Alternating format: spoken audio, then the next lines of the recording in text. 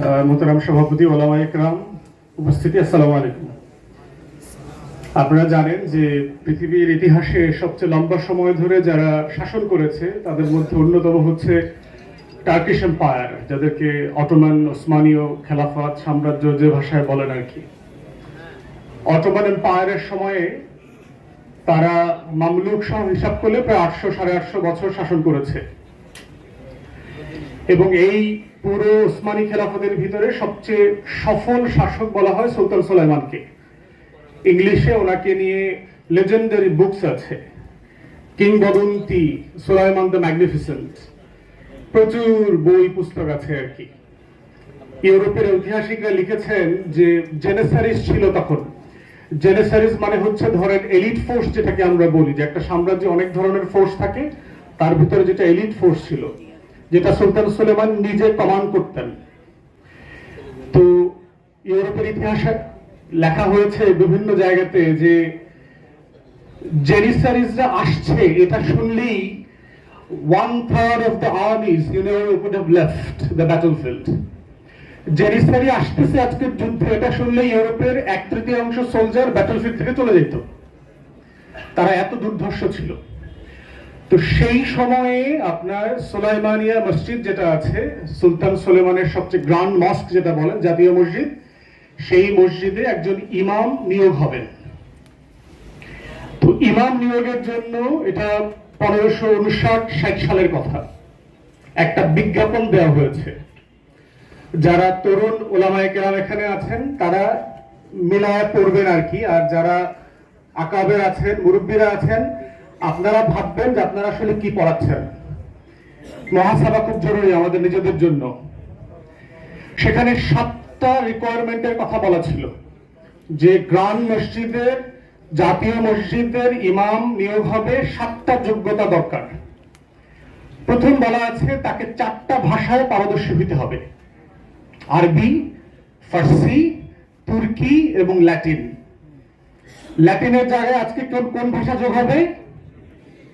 ইংরেজি। দ্বিতীয় যোগ্যতা বলা হয়েছে তিনি ইসলাম যেমন জানবেন, তিনি তুলনামূলক ধর্মতত্ত্ব জানবেন, মানে তিনি বাইবেল জানবেন, তোরা জানবেন, old testament, new testament, everything জানবেন। তিনি প্রত্যেক ধর্ম সম্পর্কে তার ধারণা থাকবে। তৃতীয় বলা হয়েছে যে ইসলামের শরিয়া এবং ফিকহ সম্পর্কে তার অগাধ নলেজ থাকবে এবং পৃথিবীতে মুসলিম বিশ্বে প্রচলিত প্রত্যেকটা মাযহাবের উপরে তাকে পণ্ডিত হইতে হবে। তৃতীয় যোগ্যতা। চতুর্থতে বলা হয়েছে যে তিনি ম্যাটেরিয়াল সায়েন্স সম্পর্কে জানবেন, যে ফিজিক্স, কেমিস্ট্রি, বায়োলজি, ম্যাথ, এই যে সায়েন্স গুলো আছে, বিজ্ঞান, অঙ্ক, এর প্রত্যেকটা জিনিস সম্পর্কে উনি মাস্টার হইতে হবে। পঞ্চম যোগ্যতা বলা হয়েছে যে তিনি যুদ্ধবিদ্যা সম্পর্কে জানবেন, তিনি তীর চালাতে পারবেন, তিনি ঘোড়া সওয়ার করতে পারবেন, যুদ্ধের যে যত আইটেম থাকবে সেগুলো উনি জানবেন। ষষ্ঠতে বলা হয়েছে তিনি দেখতে খুব স্মার্ট হইতে হবে, পেটে ভুঁড়ি থাকতে পারবে না, মোটা হইতে পারবেন না, হ্যান্ডসাম হইতে হবে, একদম স্মার্ট হইতে হবে তাকে। এবং সপ্তম বলা হয়েছে তার কণ্ঠ অসাধারণ শ্রুতিমধুর হইতে হবে। এই হলো তার 7টা যোগ্যতা। এর প্রত্যেকটাই বর্তমানে প্রযোজ্য। শুধু যুদ্ধবিদ্যায় যেখানে ওখানে মার্শাল আর্ট, তীর চালানো, ঘোড়সওয়ারের কথা আছে, তার বদলে আপনি বর্তমানে পড়ে নেন যে আপনাকে এসএমজি, এলএমজি চালাইতে জানতে হবে, ট্যাঙ্ক চালাইতে জানতে হবে, যুদ্ধ বিমান চালাইতে জানতে হবে, এটা রিপ্লেস করেন। আর হচ্ছে ভাষার যেটা, এখন তরুণ ওলামায়ে কেরাম যারা আছেন তারা আজকে বাসায় গিয়ে আয়নাতে দেখে চিন্তা করবেন, এই বিজ্ঞাপনটা যদি 2024 সালে দেওয়া হয় আপনারা একজনও আবেদন করতে পারবেন কিনা। আপনাদেরকে ছোট করবার জন্য বলছি না, আমাদের মুসলমানদেরকে দেখবেন সারা দুনিয়াতে হট হেডেড বলে, গরম মাথার লোক বলে, মিট ইটার বলে, গোস্ত খায় বেশি, এসব বলে আমাদেরকে। পশ্চিমারা ওরিয়েন্টালিস্টদের লেখা পড়েন, দেখবেন আমাদের সম্পর্কে এই ধরনের শব্দ তারা বলে।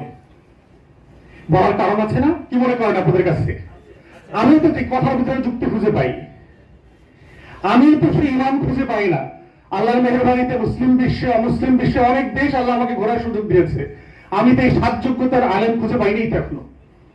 আমার ওলামায়ে কেরামদের প্রতি আমার কোনো অশ্রদ্ধা নাই, আমি আপনাদেরকে ওয়ারাসতুল আম্বিয়া মনে করি, কিন্তু বুঝতে হবে যে আল্লাহ তাআলা অযোগ্য ব্যক্তির হাতে নেতৃত্ব দেন না, পৃথিবী দেন নাই কখনো। সারা পৃথিবীর নেতৃত্ব উসমানীয়দের হাতে কেন দিয়েছেন, এই বিজ্ঞাপনটা আপনাদেরকে মাথায় নিতে হবে। শেষ করছি যে একটা রাষ্ট্র, একটা সমাজ থেকে শিক্ষা ব্যবস্থা আসলে কি চায়, সেটা হচ্ছে যে তিনটা জিনিস অ্যাচিভ করতে চায় নাগরিকদের কাছ থেকে। একটা হচ্ছে যে সে কিছু জ্ঞান শিখাইতে চায়, তার সম্পর্কে, তার চারপাশ সম্পর্কে, তার সমাজ সম্পর্কে, তার ইতিহাস, তার সমসাময়িক দুনিয়া সম্পর্কে জানাইতে চায়। এটাকে আমরা বলি নলেজ পার্ট। দ্বিতীয়ত হচ্ছে একটা স্কিল পার্ট আছে, যে আমি কিছু কাজ জানি, আমি যে স্কুলে কলেজে মাদ্রাসায় পড়ছি, আমি নাপিতের কাজ জানি, আমি মিস্ত্রির কাজ জানি, আমি আইন পেশা জানি, আমি মসজিদ কমিটি ম্যানেজমেন্ট জানি, আমি কোনো না কোনো কাজ জানি, 4-5টা কাজ জানি, এটাকে বলে স্কিল পার্ট। থার্ড হচ্ছে শিক্ষা ব্যবস্থা চায় যে নৈতিক মূল্যবোধ, ভ্যালুস তৈরি হোক একটা সমাজে, কোনটা রাইট, কোনটা রং, কোনটা সত্য, কোনটা অসত্য, কোনটা ঠিক বেঠিকের একটা মানদণ্ড শেখানো হবে। এইটাই হচ্ছে যেটা আপনারা বারবার ইসলামী শিক্ষা ব্যবস্থার কথা বারবার বলছেন। প্রশ্ন হচ্ছে বিকল্প তৈরি করা দরকার। সরকারের সমালোচনা এনাফ না, প্রত্যেক ক্লাসের বই ধরে ধরে বিকল্প বই ইসলামের দৃষ্টিতে প্রকাশিত হওয়া দরকার, এটা এক্সাম্পল করা দরকার। সালাম আলাইকুম।